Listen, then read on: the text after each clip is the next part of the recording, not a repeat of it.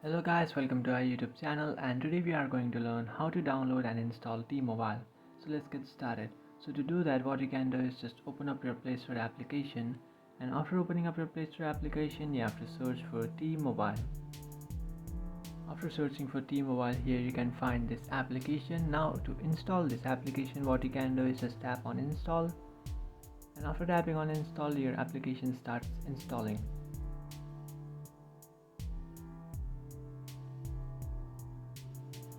After installing your T-Mobile application or after completing the installation process, what you can do is just tap on open.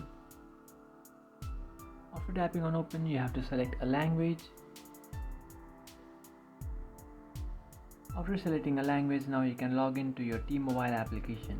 So that's it guys, this is how to download and install T-Mobile. If you find this video helpful, don't forget to like and subscribe to our channel. If you have any doubts, feel free to comment below. Thanks.